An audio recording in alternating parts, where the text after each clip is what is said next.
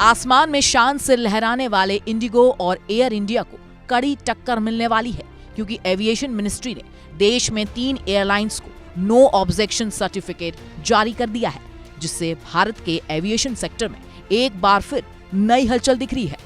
जिन विमान कंपनियों को एनओसी जारी किया गया है, उसमें पहला नाम है शंख एयर, दूसरा अल हिंद और तीसरा फ्लाई एक्सप्रेस। इन तीनों नई एयरलाइंस मैदान में उतरने की पूरी तैयारी भी कर ली है।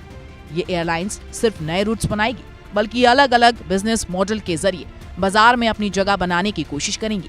इनमें से यूपी बेस्ड शंख एयरलाइंस सबसे ज्यादा चर्चा में है।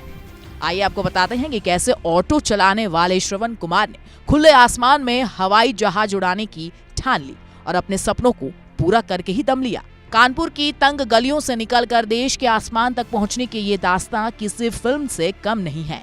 कभी टेम्पो चलाने और आम जिंदगी जीने वाले श्रवण कुमार विश्वकर्मा अब अपनी खुद की एयरलाइंस शुरू करने जा रहे हैं।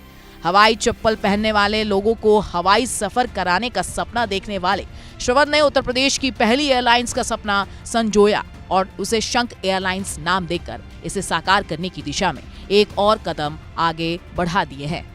श्रवण कुमार शंख एयर के फाउंडर और चेयरमैन हैं। मीडिया रिपोर्ट्स के मुताबिक मध्यम वर्ग परिवार में जन्मे श्रवण पढ़ाई में एवरेज थे। दोस्ती यारी और हालात ऐसे रहे कि जल्द ही पढ़ाई छूट गई। इसके बाद उन्होंने बिजनेस की दुनिया में कदम रखा और धीरे धीरे खुद को खड़ा किया। उनका पहला बड़ा काम सीरिया का बिजनेस था। इसके बाद उन्होंने सीमेंट, माइनिंग और ट्रांसपोर्ट सेक्टर में हाथ आजमाया। ट्रकों का बड़ा बेड़ा खड़ा किया और यही से उनकी कारोबारी की पहचान हुई। करीब 4 साल पहले श्रवण के मन में एविएशन सेक्टर में कुछ नया करने का विचार आया। उन्हें लगा कि हवाई यात्रा अब लग्जरी नहीं, जरूरत बन चुकी है, लेकिन मध्यम वर्ग के लिए भरोसेमंद और किफायती विकल्प कम है। इसी सोच से शंख एयरलाइंस की नींव पड़ी। एयरलाइंस के नाम को लेकर श्रवण कहते हैं कि शंख उनके लिए आस्था और पहचान का प्रतीक है।